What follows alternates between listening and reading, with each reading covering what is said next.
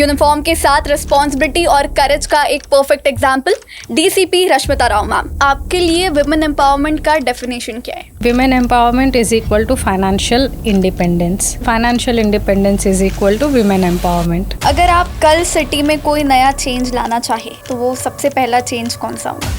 To take more initiatives to make the city safer for women. मैंने देखा ये city में, in the larger city, of course मेरा एक जोन है सिर्फ, but in the larger area of the city, women safety कुछ ही pockets में मिलता है. कई ऐसे रेप केसेस होते हैं, कई ऐसे ब्रूटल मर्डर केसेस होते हैं जिनको हम सोच भी नहीं सकते कि किसी नॉर्मल ह्यूमन बीइंग ये कर सकता है. क्या सोचते होंगे वो ऐसा स्टेप लेने से पहले? जितना बड़ा क्राइम करेंगे विद एज उतना उनका स्टेटस बढ़ता है in their circle. It's an achieve in a sense, क्योंकि उनका नेटवर्क उतना बढ़ता है. When they go to prison and come out, वापस कोई क्राइम किया, वापस अंदर गए, बाहर है, उनके सर्कल में एक प्रीमियम बढ़ता है. ये तो दादा है. When we are dealing with someone else's problems we maintain that insulation. But similar चीज़ हमारे फैमिली मेम्बर को जब होता है, हम पूरा ही इमोशन से बह जाते हैं और उस समय हमको लगता है मैं तो 6 साल से ये सब देख रही हूँ ब्लडशेड, बट मेरे घर के अंदर हुआ तो आई एम सो हेल्पलेस. नमस्कार एंड वेलकम यूसीएन के स्पेशल वुमेन्स डे पॉडकास्ट में. आज हमारे साथ है एक ऐसी वुमेन जिन्होंने अपनी मेहनत और डेडिकेशन से पुलिस फोर्स जैसी चैलेंजिंग फील्ड में एक स्ट्रॉन्ग पहचान बनाई है. यूनिफॉर्म के साथ रिस्पॉन्सिबिलिटी और करेज का एक perfect example DCP Rashmita Rao ma'am. Welcome ma'am. सबसे पहले मैम शुरुआत करेंगे आपकी जर्नी से, आपकी इंस्पिरेशन से. आपको क्या इंस्पायर करता है इस फील्ड में आने के लिए?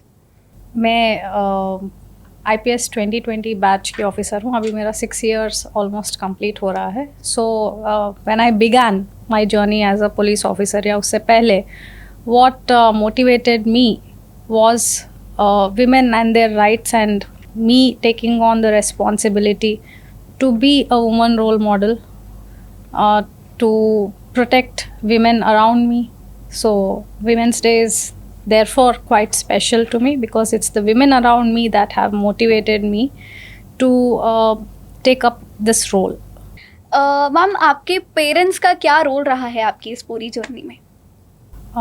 My journey अभी तो right from my childhood, if you would like me to share my journey, I was born in Andhra Pradesh.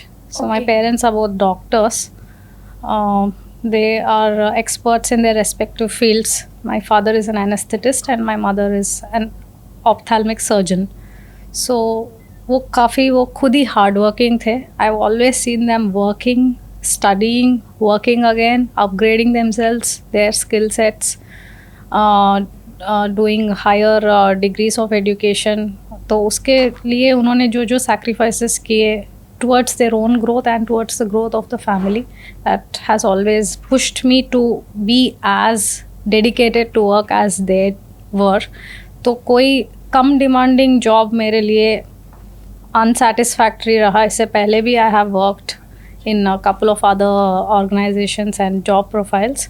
So I was naturally drawn towards a highly demanding job like police service. Other than this, मेरे जो education में, my parents insisted that I do an engineering degree from a good college, preferably an IIT.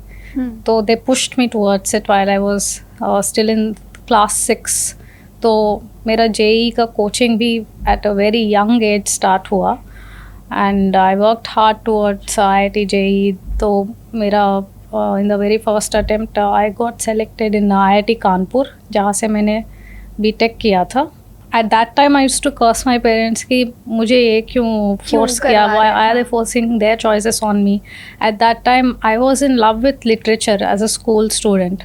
मुझे मतलब बेहद प्यार था Telugu language, English language, जो मेरा फर्स्ट एंड सेकेंड लैंग्वेज के लिटरेचर का सब्जेक्ट जो था स्कूल में. I was in love with those teachers, the books and my experiences of spending time with books and stories. तो at that time my parents promised me तुम मेरे हाथ में हमारे हाथ में तुम IIT का डिग्री रखो, उसके बाद तुम लिटरेचर में जो चाहे वो कर सकती हो. अच्छा. So that was the deal and they did keep their promise. तो उसके बाद when I graduated from IIT Kanpur, मैं तो भूल गई तब तक, but they remembered and then they encouraged me to do a master's in English literature through distance education, क्योंकि तब तक I took admission in IIM Kozhikode. Okay. Yes. So I did a general management course with finance and marketing in IIM Kozhikode. And साथ साथ मैंने अपना English literature भी pursue किया था. So while I was working I gave literature के exams. I worked in Reliance Industries right after my post graduation from IIM Kozhikode. Then by the end of 2 years of working there मेरे हाथ में एक और extra degree आया. I could pursue my love for literature even beyond that, क्योंकि उसके बाद my mind set also changed या took diversion toward civil services as I grew up. उसमें भी my parents supported me. So unlike conventional parents, मैं जहाँ जब career switch भी करना चाह रही थी या whatever field of knowledge I wanted to pursue, my parents had always supported me. And which is why now I am a lover of multiple streams of knowledge. मैं अभी भी अपना नॉलेज परस्यूट कंटिन्यू रखती हूँ. पसंद करती हूँ. हाँ, and my parents also ask me, क्योंकि उसके बाद I also did a masters in police management. तो उसके बाद they still ask me next क्या कोर्स करने वाली हो, क्या पढ़ाई कर रहे हो, कौन सा एग्ज़ाम लिखने वाली हो, why are you not doing that. And I keep telling them मुझे नींद ही नहीं मिलता है in this job, but I will find time and I am looking forward to that. While your school days कौन से सब्जेक्ट्स आपको ज़्यादा पसंद थे? I was good at maths and science, but जो मुझे दिल से जो मुझे प्यार था that was like I said languages, Telugu and English. मेरा English was first language, second language हाँ वॉज तेलुगु. तो मैं स्कूल ईयर शुरू होने से पहले ही जैसे ही बुक शॉप से या जहाँ से भी स्टेशनरी जहाँ मिलता था स्कूल, वहाँ से टेक्स्ट बुक्स लेके आते थे. मैं 2 दिन में सारा ऑल चैप्टर्स ख़त्म कर देती थी, क्योंकि I couldn't wait for school में पढ़ाने तक. मैं वेट नहीं कर पाती थी.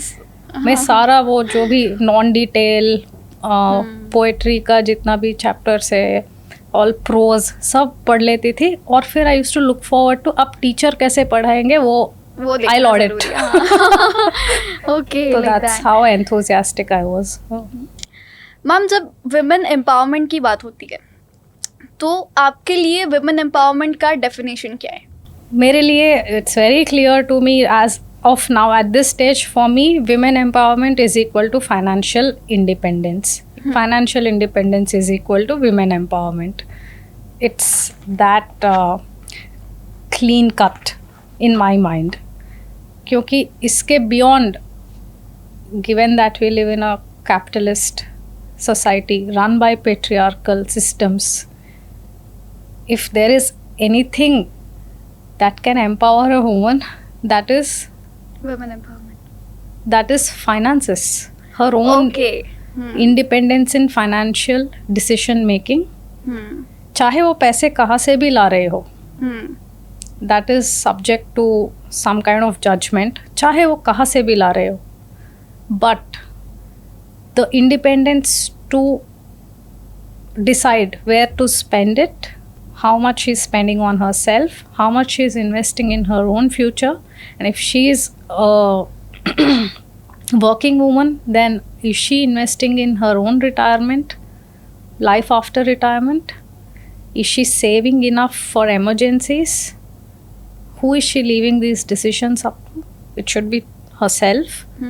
So that is women empowerment, क्योंकि वहाँ से फिर आगे चीज़ें अराइज होती है कि how much she is able to contribute to her children, how much she can contribute to her own household decisions, how much respect she is earning from her own family members. बाहर का तो छोड़ दीजिए, society का. Everything arises from her financial independence. It is directly correlated. जब ma'am crime against women की बात होती है सड़कों पर, ऑफिस में, या फिर अब ऑफिस तो एक बहुत ही बेसिक चीज़ है जहाँ पर ये चीज़ नहीं होनी चाहिए, घर में, तो ये इतना आसान क्यों है crime against women? Yes, that's a great question. Thank you for it. इस question पे मैं हर दिन while I'm at job and while I'm off job, मतलब मैं जब घर भी जाती हूँ, this is the question that consumes me throughout my waking hours. जब मैं सोती हूँ, वो भी उसमें भी मेरे सपनों में यही क्वेश्चन आती है मोस्ट ऑफ द टाइम. कभी rarely I escape this question, Okay. कभी very rarely. And this question is what has driven me to come into this police service. why is it so easy to attack a woman? Yes, that's the central question around which my whole life revolves, I should say. And it would still be an understatement. क्योंकि yeah, so because I live with it with this question throughout my waking hours, my answer that I've derived so far from my work as well as experiences is it's mindset. A mindset developed over time to keep women down. तो इसमें मैंने बहुत deep assess भी लिखा है which I would like to publish someday. I keep writing about it. So it's a mindset, patriarchal mindset. मतलब in short, the two words is patriarchal mindset. तो कभी कभी women themselves are agents of patriarchy, but male counterpart of the society, they are the main drivers of this system. And being in a more privileged position naturally by birth, मतलब only speaking about the gender privilege here with no intersectionality, तो उसमें women are treated like second class citizens.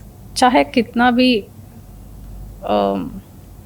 कोई भी section of society, कोई भी industry हो, कोई भी पब्लिक स्पेस, प्राइवेट स्पेस हो, somehow women are delegated to the position of secondary human being. So यही हमारा crime pattern में भी दिखता है. Now that I am in this field for about 6 years, हमको यही दिखता है कि in most body offense crimes, women are victims. Of course, there's a considerable portion of men too in the victim category, but women, children and animals, इनका ratio ज़्यादा. they're the soft targets. And most perpetrators are men. चाहे media या general dialogue में हम human beings crime committed by humans का statistics बोलते हैं, but वो एक शुगर कोटिंग है. It's not crime committed by humans, so is so much percentage of crime. It is crime committed by majorly men. Why should we sugarcoat it? This is one contention we feminists have against sugarcoating या skewed reporting in media, even in police reporting, and that is also one way to conceal the fact that women are being victimized in society. अगर हम problem को recognise नहीं करेंगे, mindsets change करने का movements नहीं बनाएंगे, कैंपेन्स डिज़ाइन नहीं करेंगे, तो ये चलता ही रहेगा because there is an equal number of factors या forces continuously brainwashing women to look upon man as a friend, as a son, as a brother, as a husband, as a romantic ideal, as a friendly neighbor. But एक सोचने वाली बात है, आप कभी भी अपने बच्चे को, जो माइनर होगा, जो अपना नेबर के पास आपको छोड़ के जाना पड़े, आप 10 बार सोचेंगे कि नहीं कि वो अगर एक मेल नेबर है. हाँ. आपका 4 साल के बच्चे को क्या आप एक 60 साल की माथारी के पास छोड़ के जाना चाहेंगे कि 60 साल के माथारा के पास? हाँ. फ़र्क है ना.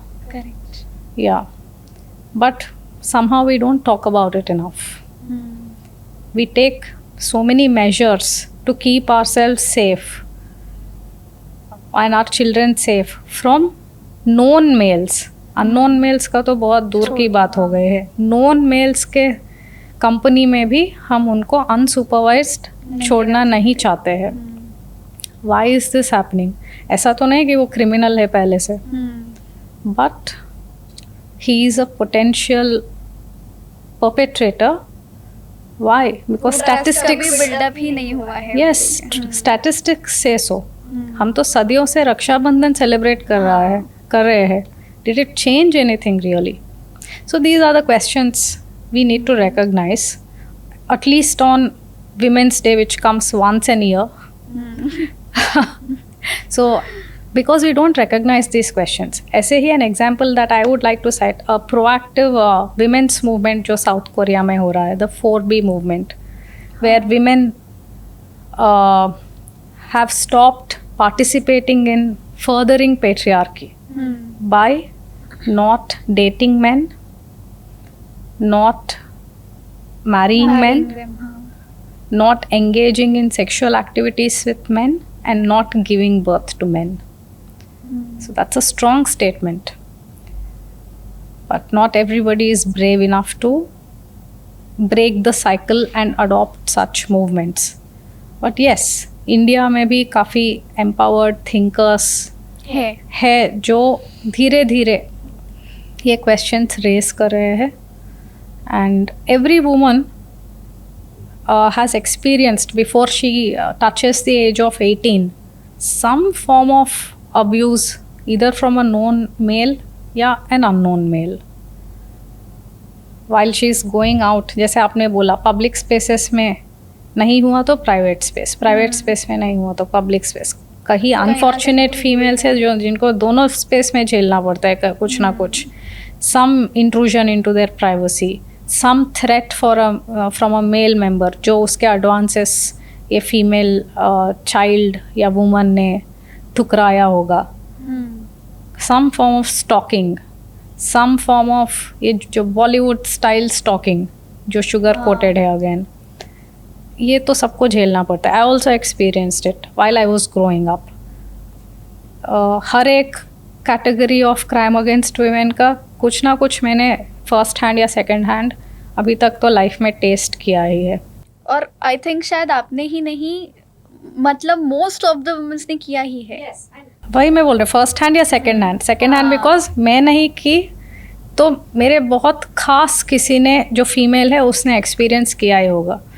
सो in my world of me, my sisters, my female friends, my female acquaintances, ये जो फीमेल हमारा दुनिया है उसमें सब ने, a total sum of all of us have experienced every kind of crime that can be committed against a woman where she is still alive but suffering.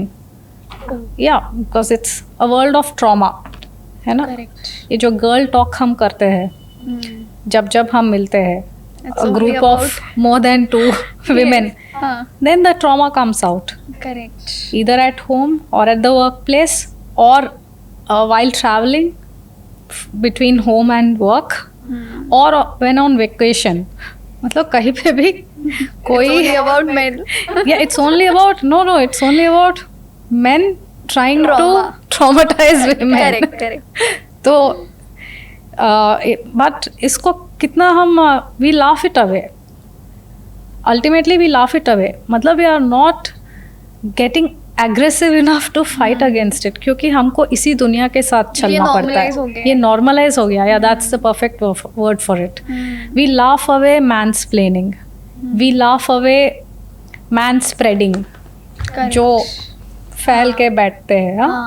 तो we laugh away a lot of things and we adjust to it.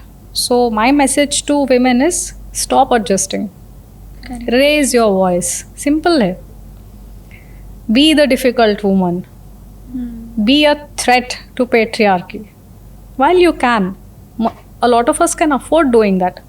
कुछ बहुत ही vulnerable women होंगे who can't afford, who can't survive if they do this. But within our limitations, जहाँ जहाँ we can raise our voice या stand up to patriarchy या stand against what victimizes women and not laugh at misogynist jokes, not give shoulder to a man crying about a woman registering a case against him for him stalking her. ये सब somewhere it should change within women कि आप उनसे तो रक्षाबंधन वाला संबंध मत रखिए ना, जो you know some male acquaintances जो नॉन प्रेडेटर्स होते हैं, करेक्ट, हाँ. Don't support them. अगर आप कल सिटी में कोई नया चेंज लाना चाहे तो वो सबसे पहला चेंज कौन सा होगा? सिटी में चेंज, या that's a great question, thank you. To take more initiatives to make the city safer for women. In my experience in the last 1.5 years as DCP Nagpur City, मैंने देखा ये city में, in the larger city, of course मेरा एक zone है सिर्फ, but in the larger area of the city, women safety कुछ ही pockets में मिलता है and उसका भी एक time limitations रहते हैं. एंड नागपुर में तो काफ़ी सारे वर्किंग वुमेन हैं, हमको पब्लिक स्पेसेस में बहुत विमेन मिलते हैं, बट मेरे पुलिस स्टेशंस में भी ऑन अ डेली बेसिस बहुत कंप्लेंट्स आते हैं ऑफ स्टॉकिंग, ईव टीजिंग, या फिर फ्लैशिंग. इसका भी केसेस है where the woman man exposes his private parts to women, metro से आते वक्त जाते वक्त, या ये बहुत क्या बोलते हैं, ये मॉडर्न सिटी का जो पब्लिक स्पेसेस में विमेन मूविंग को हिंड्रेंस क्रिएट करने वाले क्राइम्स जो है, जो अननोन मेल्स करते हैं, taking the advantage of anonymity. वो तो पास हो रहे हैं ना, उसको थोड़ी मालूम है मेरा नाम क्या है, मेरा आइडेंटिटी क्या है, तो वो ये भी देखते हैं कि यहाँ कैमरा तो नहीं है, वहाँ पे they find spots like that to do this मिसचिफ.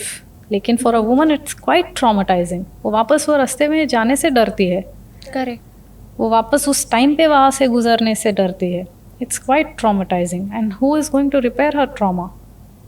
तो my that fantasy initiative would be to go on a mission mode fixing these problems in the city, which would make the city a क्या बोलते हैं उसको, example for women safety, क्योंकि it's quite doable.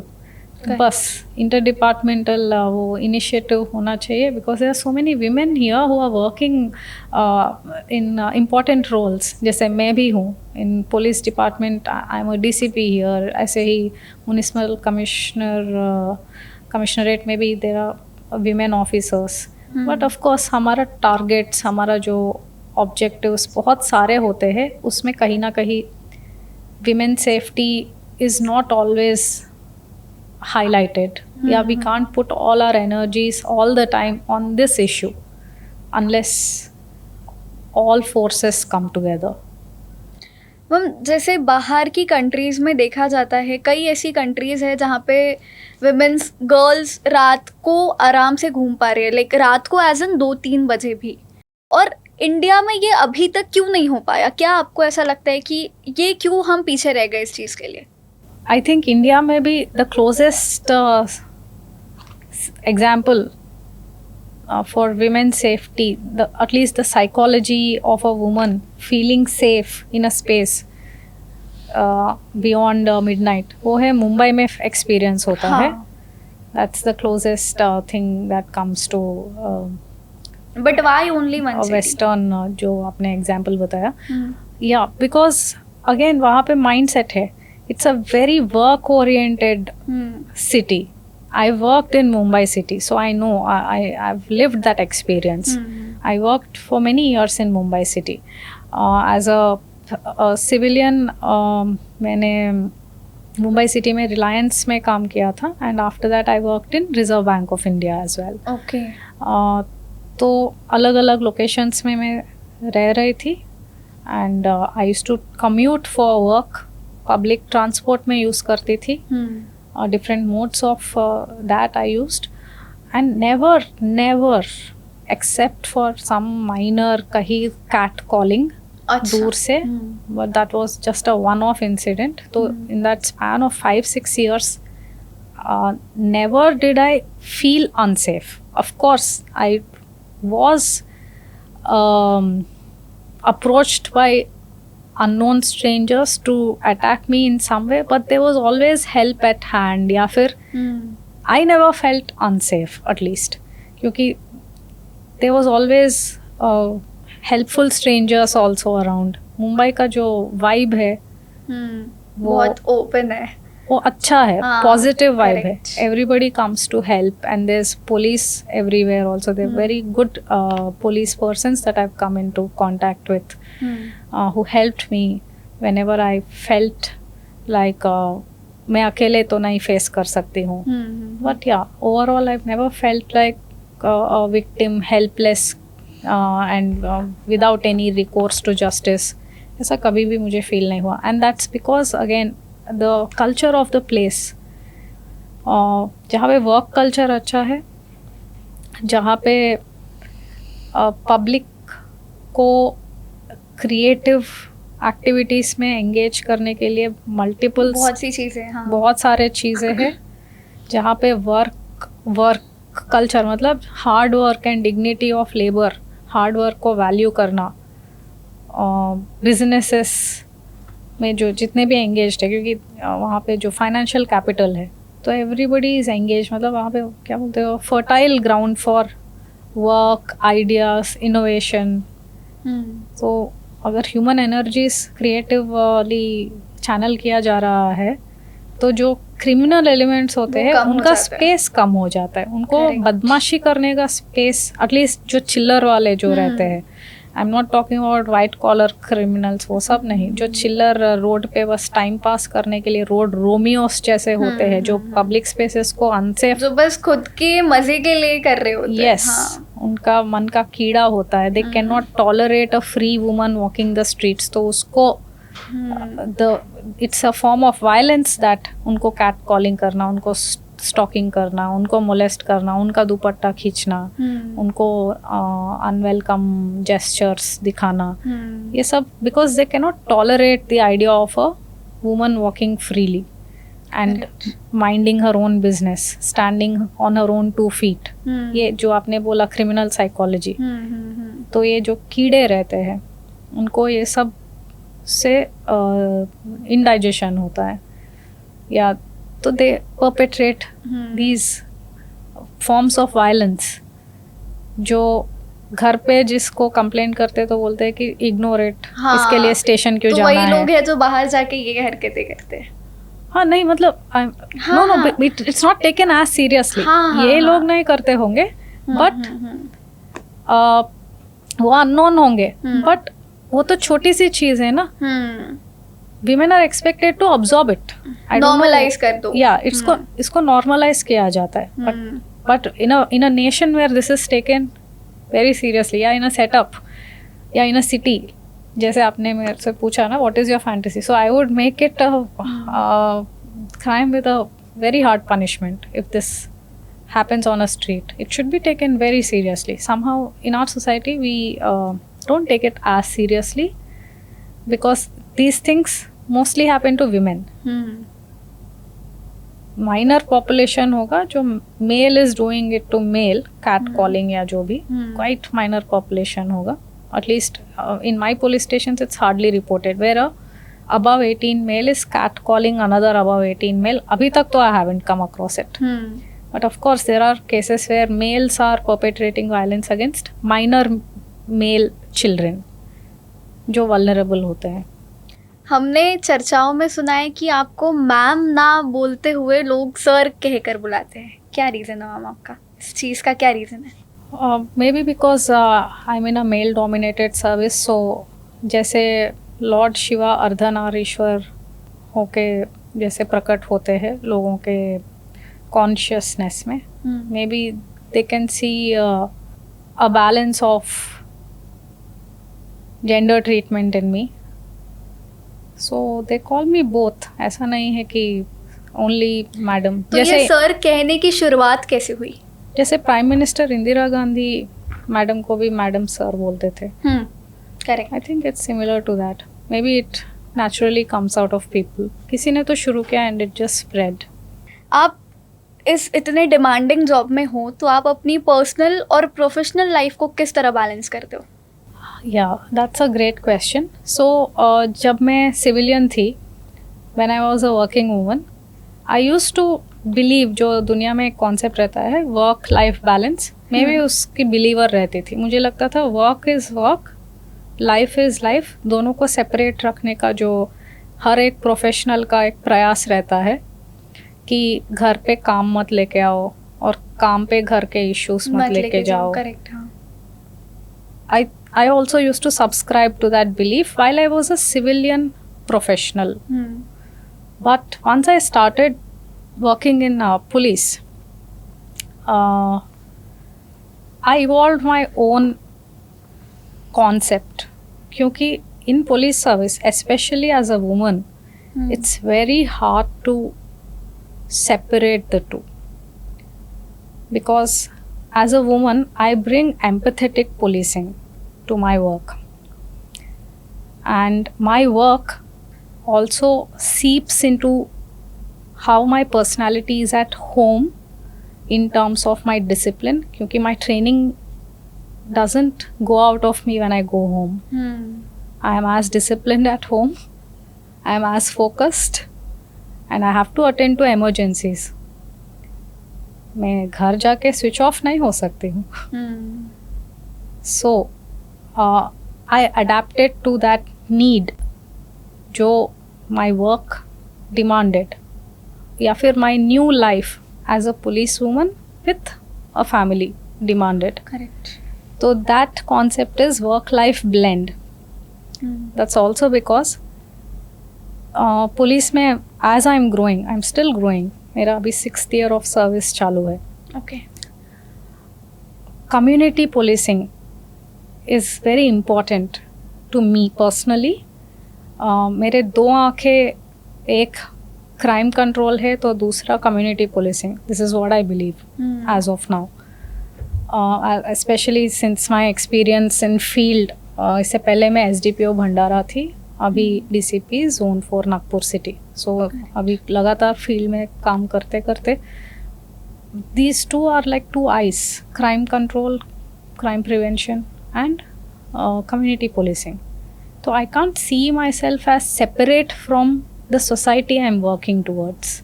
तो मैं घर जाके of नहीं हो जाऊंगी. जो भी मेरे जोन है, जो मेरा जुरिस्डिक्शन है, जो मुझे दिया गया है, मैं उनको अपने मन में लेके जाती हूँ घर पे.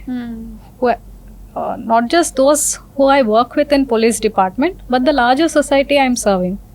The social workers, जैसे आप, media persons, my complainants, all of them are always in my consciousness. जब तक उनका प्रॉब्लम सॉल्व नहीं होता है, जब तक उनका जो कमिटमेंट्स मैंने दिया वो नहीं सॉल्व होता है, जब तक ऑल द अजेंडा पॉइंट्स, वो तो ऑन गोइंग है. It's not like a private job जहाँ पे you shut off all your Excel sheets and PPT slides घर जाने से पहले. It's not like that. For me, it's an ongoing 24/7 job.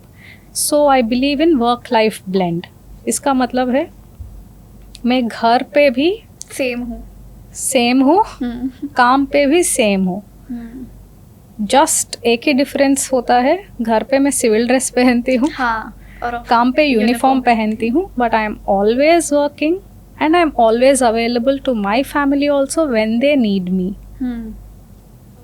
Yeah, and of course my family then they have adapted to this, to my concept as well. So if there is an emergency, वो अपना decision लेते हैं कि should we involve Rashmita, should we disturb her at work or not. Even if they decide, then there is another filter. They call me and say there's a slightly bad news, would you like to hear it now? Okay, like should we disturb you now, because we can wait, but if you wish to, we'll disclose it to you. So yeah, we do our adjustments so that we thrive in our jobs. Ultimately हमको ये responsibility में best अपना deliver करना है, which is why I came here. Otherwise I could have chosen some other job. So if I want to be the best at my job, I have to adapt, adopt and adjust to the demands of the job. So yeah, so finally ultimately work life blend is the way for me going ahead also. It's not work life balance. I don't believe in that.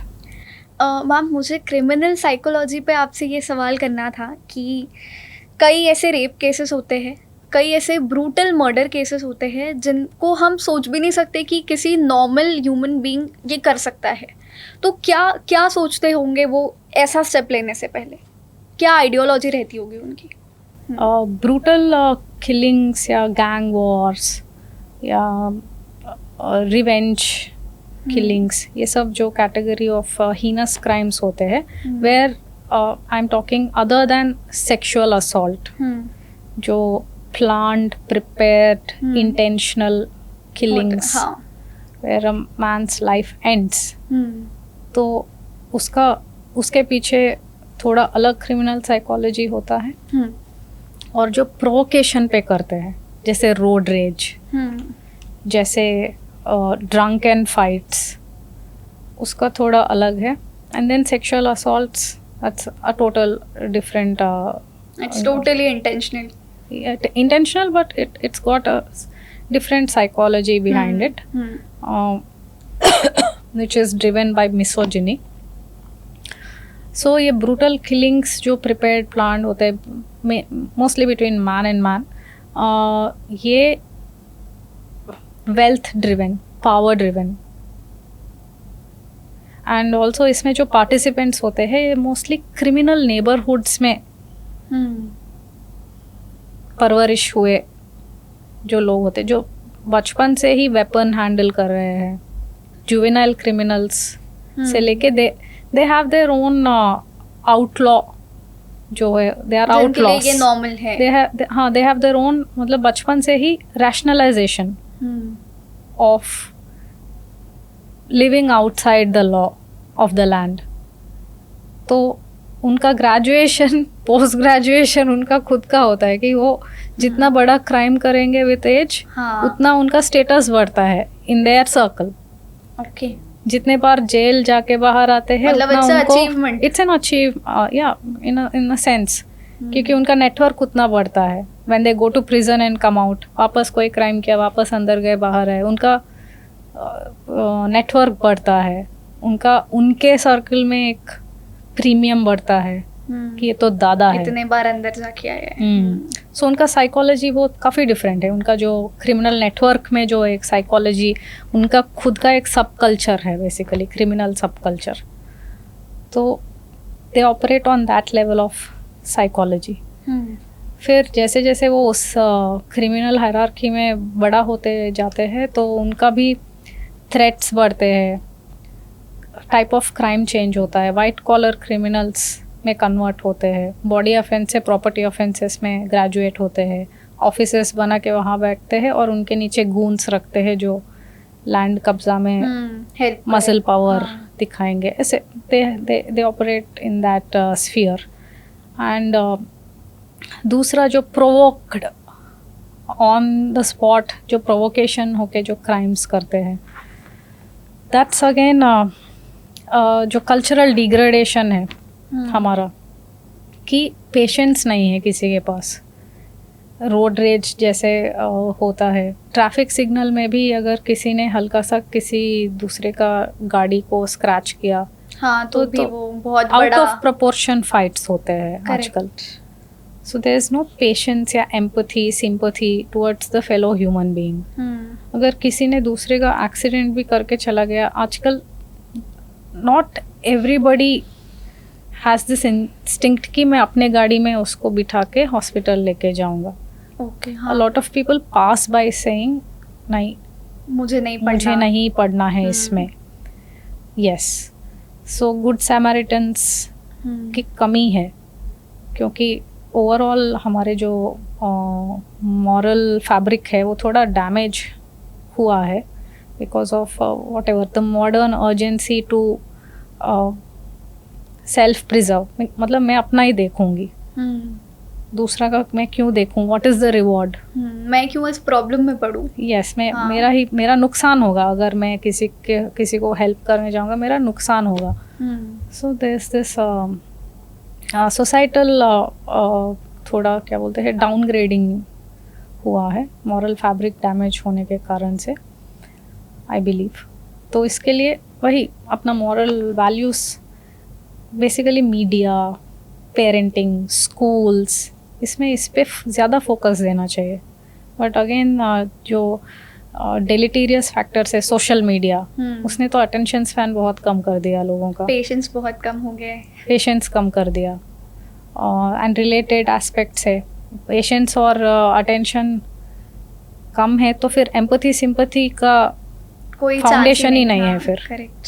So because empathy sympathy need patience, need attention देने का capacity. तो जैसे आपने कहा कि अभी आपको 6 साल हो चुके हैं इस फील्ड में, तो बीइंग अ फीमेल कॉप आपको शुरुआती चैलेंजेस क्या आए? 2020 में मेरा IPS में सिलेक्शन हुआ था. So the first 2 years to transition from a civilian working woman to a uniformed force wali working woman, mindset wise and the physical aspect also, that was a huge challenge. मतलब mentally, physically. क्योंकि I was for many years working outside. तो मेरा एक as a working woman एक lifestyle था where I was very feminine, did a lot of feminine things. तो suddenly वो सब त्यागना पड़ा था. Like I can't wear as many saris for example. तो मेरा ऐसा साड़ी क्लोजेट था, तो मैंने सोचा ये सब कब पहनूंगी. Just a silly example, but I got it. Like I can't paint my nails as often, you know, वगैरह वगैरह. And I have to wear my hair a certain way. Like this, हाँ. ये छोटा एग्जाम्पल है, minor examples है. ऐसे ही I can't eat whatever I want whenever I want because it'll show in my uniform. Correct. I should appear fit. At least in my first years of training हमको ये बहुत drill in किया. I was fit at that time. I mean I didn't have any body weight hindrances to overcome during my training. But mental ये जो makeup करना था, and also मैं काफ़ी एक laid back person थी in the sense that मुझे emergencies पसंद नहीं आते थे. ओके, बट अब तो so अब तो I can't believe from that Rashmita मैं ये रश्मिता में कैसे ट्रांसफॉर्म की. ओनली मतलब I can't believe but only I know कि मैंने कैसे क्या अपना मेंटल मेकअप चेंज किया. बिकॉज आई वॉज क्वाइट क्या बोलते हैं anxious as a child also. I think anxious is the right word. I was quite anxious. मुझे रूटीन से कुछ अलग हो जाता था तो I couldn't digest it at all. कि मतलब रूटीन मतलब I used to have the same breakfast almost. मुझे same breakfast भी दो तो चलेगा. But if you're changing the breakfast menu 2 दिन पहले बताना पड़ेगा so that I mentally make up. mentally prepare होना. अच्छा, कि परसों वो खाना पड़ेगा. Okay. So I visualize it. ऐसे में थी पहले. I was a very क्या बोलते हैं रूटीन एनिमल थी मैं. कुछ भी शेड्यूल से इधर उधर हो जाए तो मेरे लिए वो बहुत बड़ी इमरजेंसी होता था. इवन कौन से कपड़े पहनना है फॉर द नेक्स्ट 1 week वो भी मैं सब सेट करके Monday Tuesday Wednesday Thursday Friday. 1 week? या because I was in a private job ना, तो आई न्यू कि रिपीट नहीं होना चाहिए आउटफिट, कलर रिपीट नहीं होना चाहिए. I was like a very that kind of a girl. Correct. तो उसमें कुछ भी disturbance हो तो that was my emergency. Oh. So those were my emergencies. So मतलब on a lighter note, these were the main challenges: physical, mental, and social. Correct ma'am, me being in this field, कई बार ऐसे cases होते हैं, crime cases, जो हम कभी सुबह सुनते हैं तो वो पूरे दिन हमारे दिमाग में चल रहे होते हैं कि अरे ऐसे कैसे कोई कर सकता है.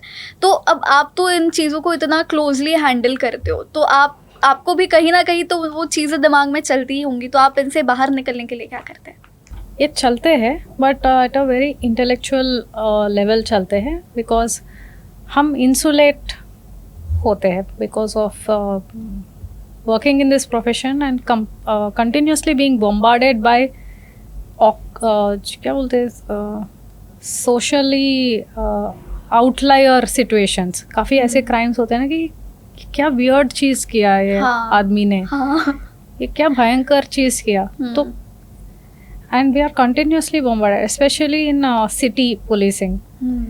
हर दिन जैसे मेरे पास 7 पुलिस स्टेशन थे टिल रिसेंटली, अभी 6 पुलिस स्टेशन है आफ्टर रीऑर्गेनाइजिंग द जोन्स. तो कहीं ना कहीं दिन में एक ऐसे आउटलायर क्राइम आती है जिसका कभी कभी सेक्शन भी नहीं मिलता है, because the motives and the situations are so weird. It weirds one out सच में. बट वो एक इंसुलेशन डेवलप होता है even if heinous crimes होता है तो, because we know the demands of the job, we are trained for it also, and we know our role, and the more comfortable we get in our role, the more we start to own our role. तो हमको पता है ना कि we have to deal with it in this technical way, in this legal way, so we can't get emotional there. तो एक insulation आ जाता है. Yes, but एक और इसका फॉलोअप क्वेश्चन पहले किसी ने किसी को पूछा था, which comes to my mind, I would like to share that. तो किसी ने बहुत सालों पहले हमारे police faculty in police academy को पूछा था कि सर हम इतने सारे मर्डर्स, सुसाइड्स ये सब देखते हैं इन पुलिस सर्विस, तो अगर हमारे खुद के फैमिली में ऐसा कुछ होता तो will we be as insulated, या हम कुछ फील कर पाएंगे, ऐसे पूछा था. I don't remember what that person replied at that time, but in my experience so far, when we are dealing with someone else's problems, we maintain that insulation. But similar चीज़ हमारे family member को जब होता है, we can't look at it technically, we can't, वो emotions automatically आ जाते हैं. तो उसका question का opposite ही है, जो at least as far as I experienced, all technicalities go out of the window. हम पूरा ही इमोशन से बह जाते हैं और उस समय हमको लगता है मैं तो 6 साल से ये सब देख रही हूँ bloodshed, बट मेरे घर के अंदर हुआ तो I am so helpless.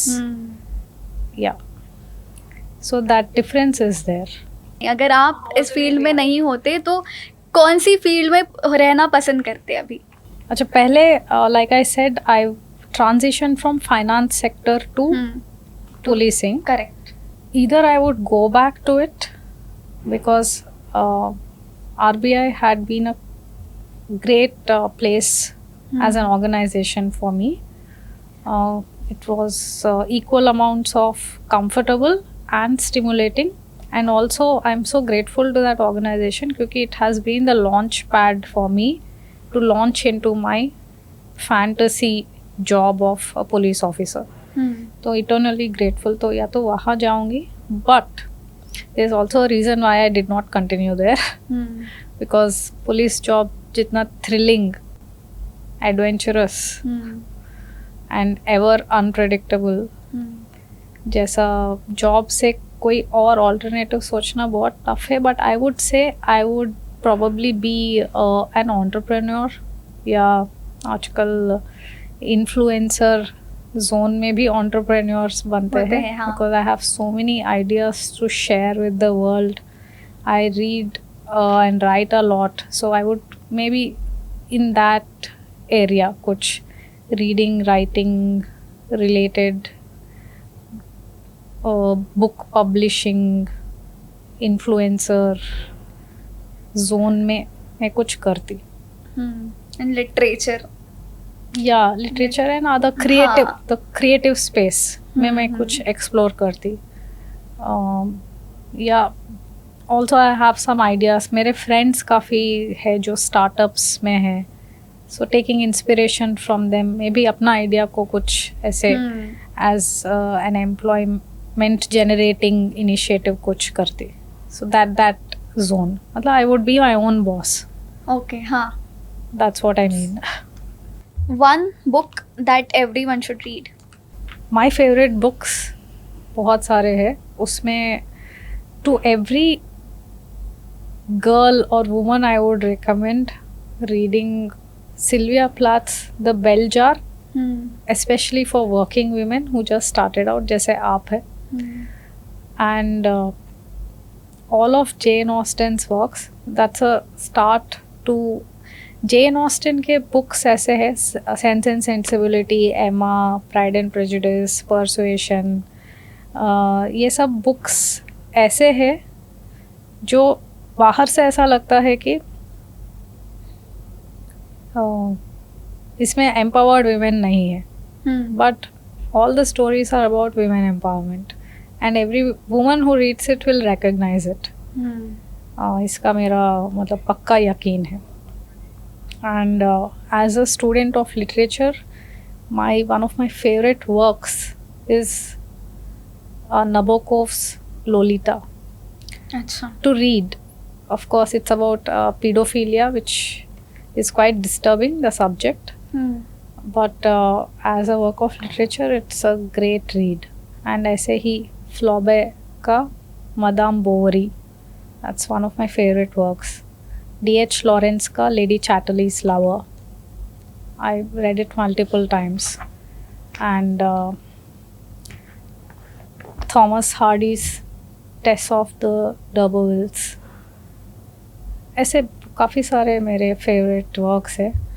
Heinrich Ibsen का a doll's house, again it's a book of about women empowerment. उन्होंने अपने मदर के जर्नी से इंस्पायर होके वो प्ले लिखा है. सो या other than this I would also recommend Indian writers. Jhumpa Lahiri's most of her works, she's a great voice of Indian literature. सबको पढ़ना चाहिए, विमेन को. ऐसे there are endless number of books that I would recommend. अभी further in the conversation, if I remember, I will add to the list. Sure. Yeah. जो females है जो अभी इस पुलिसिंग सेक्टर में आना चाहती है, उनके लिए आप क्या मैसेज देंगे? विमेन को ऐसा कोई फील्ड नहीं है जहाँ पे उनको खुद को सेल्फ लिमिट करना चाहिए. Firstly, all fields are open to them, and अगर वहाँ पे कोई फीमेल ने अभी तक कदम नहीं रखा, even if it is completely male dominated so far, then they should be brave enough to be the first woman to step into it. ऐसा फील्ड्स भी वो डिस्कवर अगर किया तो अपने आप को इस कारण से तो नहीं रोकना चाहिए कि वहाँ पे अभी तक कोई फीमेल नहीं गए. So be the first female, be the trendsetter. कोई भी फील्ड हो, कोई भी. I am not talking about police service. Police service में तो बहुत सारे फीमेल्स ने बहुत कदम रख लिया already. It's not any more as female deprived, but yes, क्योंकि I think with greater number of women showing up in multiple fields, leadership style change होता है. पॉलिसी मेकिंग में एक care, empathy and parental concern आता है, B it any field. हाँ, जितना females जितने ऐसे फील्ड्स में जाएंगे, एंटर करेंगे, उतना आगे के जनरेशंस के लिए रोल मॉडल्स मिलते हैं, एग्जाम्पल सेट होगा. यस, रोल मॉडल्स मिलेंगे तो इट्स क्या बोलते हैं, एक्सेलरेट होता है विमेन एम्पावरमेंट का जो जर्नी है. और जितना वो एक्सेलरेट होंगे ना, जो चीज़ें हम नॉर्मलाइज कर रहे हैं, डोमेस्टिक वायलेंस हो, common crimes like eve teasing हो, या slightly uncommon rapes and heinous sexual crimes. So उन सबको ढका नहीं जाएगा. वो सब वॉइस आउट करने के लिए हिम्मत बढ़ता है. एंड पॉलिसीज चेंज होंगे, पनिशमेंट्स बढ़ेंगे, male sympathisers, male crime sympathisers का प्रपोर्शन एंड उनका एडवोकेसी कम होगा. सो ये सब के वजह से. एंड इट्स नॉट नेसेसरी कि वो पुलिस में ही आए women, but for women who want to come into policing, my message is again, don't limit yourself. कभी ये मत सोचना कि मेरा हाइट कम है, शायद मेरा वेट कम है, मेरे पास मसल्स नहीं है. So if I can do it, any woman can do it. In fact इसी थॉट से मैं भी आई थी, क्योंकि मेरे पास कोई रोल मॉडल नहीं था to look up to. At least I didn't come across any at that time.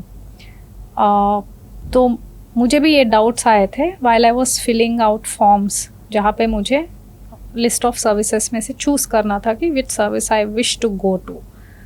तो मैं इंडियन पुलिस सर्विस पे टिक करने से पहले 10,000 बार सोची होंगी, एंड ऑल्सो 10,000 लोगों से पूछा होगा कि should I go into this. और उस समय मेरा जो public image in my little social circle was such that, Rashmita, you are so soft spoken, so cute and sensitive. Okay. It doesn't suit you. ऐसा ही ओपिनियंस आया. क्या introvert थे आप? या सेलेक्टिव एक्सट्रोवर्जन था. ओके, सेलेक्टिव एक्सट्रोवर्जन था, but mostly या because मेरा सोशल सर्कल, यस, मेरा जॉब प्रोफाइल, मेरा कॉलेज, हर चीज़ ऐसा था where I think I was. Now I wouldn't call myself an introvert as much, but yeah, at the core of my personality, of course, I would say I give selective access to interactions with other people. बहुत selective हूँ मैं, but I wouldn't call myself an introvert क्योंकि I'm very I don't hesitate to voice my opinions. And yeah, but anyway, coming back to that question, women should not limit themselves. अब तो ये सब तो job fit मिला है, लेकिन बाहर से जो दुनिया देख रही थी उनको तो दिख ही नहीं रहा था. There was not one single voice which said to me कि शायद तुम्हारे लिए वो जॉब अच्छा होगा, पुलिस का जॉब. वो मैंने खुद को बोला है, and for that I needed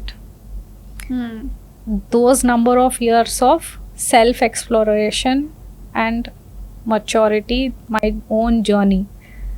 At the age of 21, I couldn't have decided, क्योंकि तब तक मेरा own voice develop नहीं हुआ, अंतरात्मा. But at the age that I got selected, that's towards my late 20s, तब तक my inner voice was fully developed, so much so that चाहे 10,000 लोग कुछ भी बोले, I could take my own decision.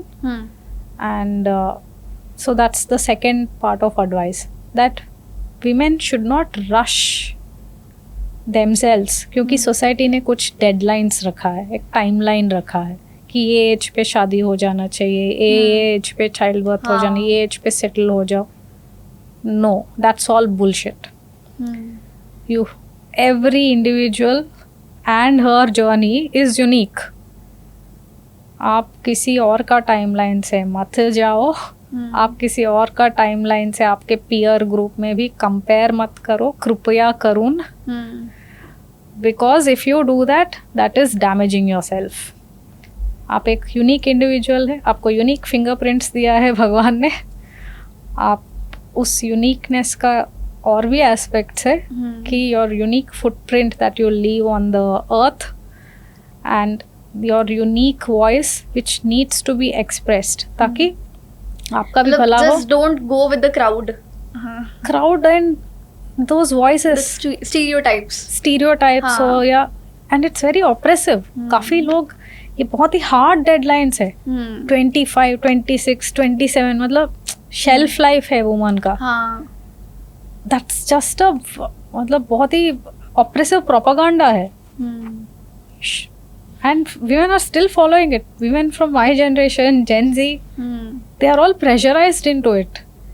जबकि if you break out of that mold, आपका self actualization होता है, which I believe I am experiencing. क्योंकि there is not a single day where I regret my choices now. क्योंकि मैं अपना मन का ही करती हूँ. Not a single day where I think that अरे उनका नहीं सुनना चाहिए था. Of course in the past ऐसा था. But हाँ. once I got into this job, once I मतलब met my destiny through my calling, that's because my inner voice developed.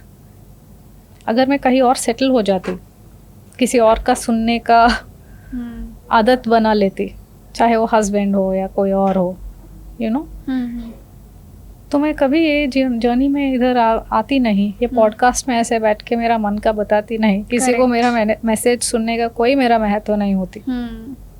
So this all happened because I wanted to break out of the mold at the right time, with a little encouragement from parents, with a little encouragement from the books that inspired me, from the whatever society में कुछ कुछ छोटे मोटे role models कभी कभी दिख जाते हैं, like Sushmita Sen, people who break out of moulds. तो उन सबको देख के of course I derived my maximum amount of inspiration. एक बहुत बड़ा फ्रेज है ये कि अलाउ कर दिया हमने.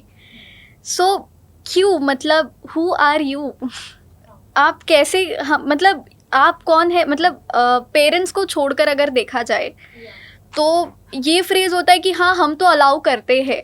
सो ये इतना नॉर्मलाइज क्यों है? क्यों बॉयज़ को ये नहीं बोला जाता कि नहीं हम इनको ये अलाउ नहीं करेंगे, हम इनको ये अलाउ करते हैं, ये सिर्फ गर्ल्स के लिए बोला जाता है? क्यों ऐसा है? Yeah, again because of patriarchy and because of lack of financial independence in women. अभी कोई मेरे को बोल के दिखा दे हाँ मैं रश्मिता को अलाउ कर रहा हूँ. That's because not because I'm a cop, because I'm earning my own money. I can make my own decisions. Whether to leave this job or not also I will decide. That's because of financial independence. It has nothing to do with this uniform. हाँ, correct. तो ये मैं काफ़ी साल पहले से पाई हूँ. Even before becoming a police officer, I earned financial independence, but it took me time to understand कि financial independence मतलब सिर्फ सैलरी हाथ में लेके पति को या बाप को देना नहीं होता है, खुद के लिए भी करना. Yeah, that's also a journey. Correct. अच्छा, okay. Of course, women don't learn this. Financial independence मतलब सिर्फ डिग्री कमा के, जॉब कमा के, पैसा कमा के पापा को देना या हस्बैंड को देना नहीं है.